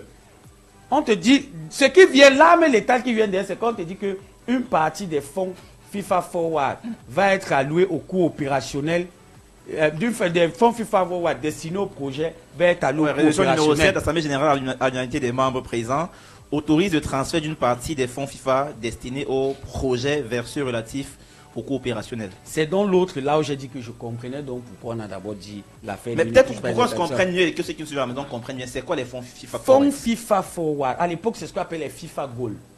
C'est-à-dire la FIFA met à la disposition de chaque fédération une somme d'argent pour son fonctionnement d'abord et pour la réalisation de projets, les infrastructures, les investissements, le développement du football, les projets sociaux et tout. Dans le cadre du FIFA, et maintenant, du projet Goal. L'ancien président de l'Africa Football Mondial a bénéficié du fonds FIFA Forward 2.0 qui était de 6 millions de dollars. C'est-à-dire 1 million par an pour les coûts opérationnels, ça fait 3 millions. 1 million pour les fédérations, parce qu'il y a 1 million qui est prévu pour chaque fédération dont le revenu annuel est inférieur à 4 millions de dollars. Ce million-là est prévu pour l'achat d'équipements et pour les déplacements de certaines équipes nationales. Moi, je suis surpris que l'achat des équipements, on achète quoi? Puisque ce sont les équipementiers qui nous donnent 1. Et 2 millions de dollars pour les projets. Ce sont ces 2 millions de dollars-là que c'est doit mis pour le centre technique de ça. Et maintenant, avant d'avoir de nouveaux fonds, la FIFA fait un audit d'abord pour voir si tu es éligible. Et une fois qu'on a vu qu'on a bien utilisé l'argent en fonction de leurs critères de bonne gérance, on nous a alloué dans le FIFA 3.0 qui lui a été augmenté à hauteur de 8 millions de dollars. Là maintenant, à l'époque c'était sur une période de 3 ans, 8 millions de dollars maintenant c'est sur une période de 4 ans. Maintenant sur cette période de 4 ans, tu es censé avoir au minimum 1 million de dollars pour les coûts opérationnels, pour chaque début d'exercice. Moi je suis surpris qu'on vient nous dire en mai, pratiquement fin mai, début juin, c'est-à-dire à la moitié du mois. C'est là qu'on vient nous dire qu'on a adopté, parce qu'il y a une résolution qui dit qu'on a adopté le budget de 2025 en moitié d'année. Alors qu'on est en plein exercice. Or, le même budget là, si tu vas voir la dernière AG, tu vas voir qu'ils avaient encore adopté ça. Ils ont adopté ça 2 fois. Et c'est là qu'on te dit, une partie des fonds destinés au projet va être allouée au coût opérationnel. Les gens ont applaudi. Les gens de l'AG ont adopté ça à l'unanimité. Je te dis que dans cet AG, tu as une bande de totos qui ne comprennent bien au fonctionnement du football. Dès que tu augmentes leur argent, ils sont à l'aise. Parce qu'on vient de tuer une nouvelle fois les initiatives qui pouvaient relever le Cameroun. Si on te dit aujourd'hui, le football sénégalais a un championnat des jeunes. Chez les garçons, c'est U15, U17, U20. Chez les filles, c'est U15, U17 qui se joue tout au long de l'année grâce au fonds FIFA Forward. Le président allait inaugurer le centre technique en Côte d'Ivoire. C'était le fonds FIFA Forward. En Somalie, il était. C'était grâce à ça. Le Rwanda a construit un centre avec 88 chambres, terrain d'entraînement et tout.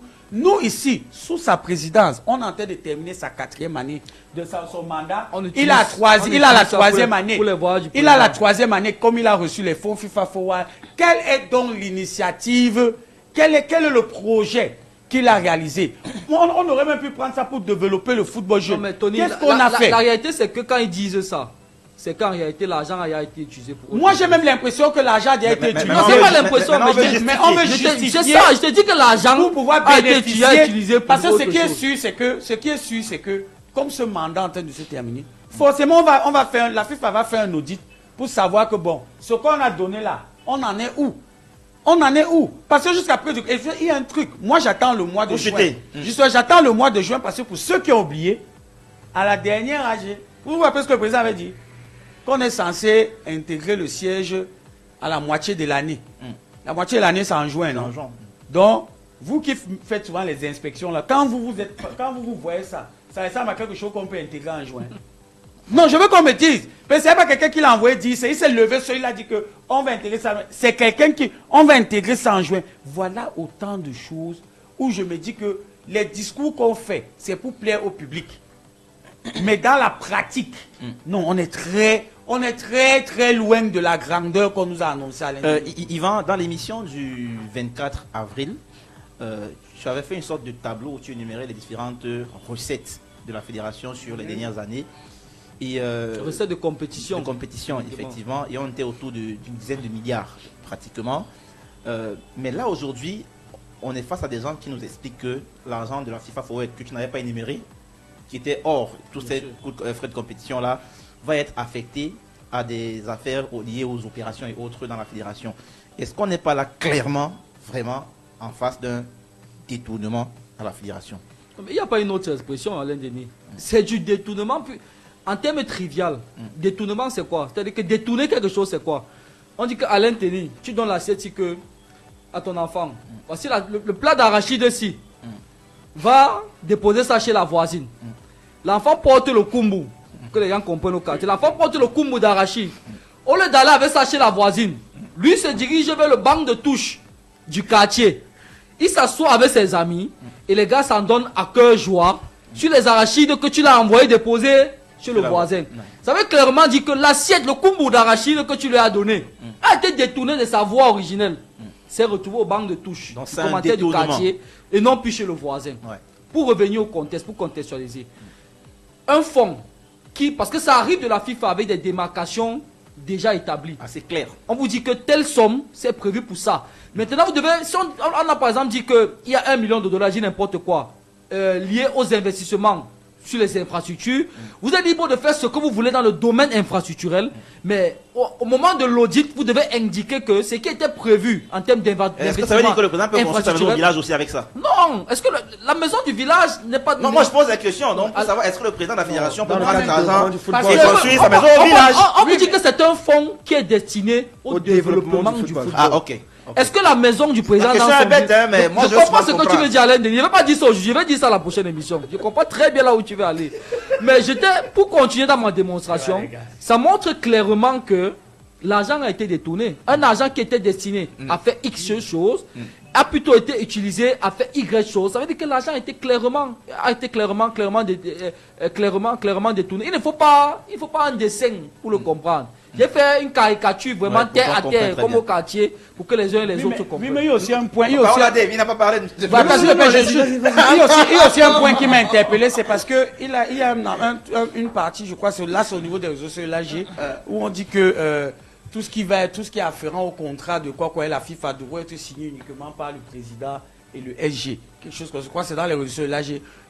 Son numéro 6, les membres présents approuvent les amendements apportés au contrat d'objectif du 6 juillet 2023 entre la Fédération canadienne de football, FECAFOOT, et la Fédération internationale de football, l'association, la FIFA, et donne mandat au président de la Fédération à l'effet de signer tout document ou contrat y afférent.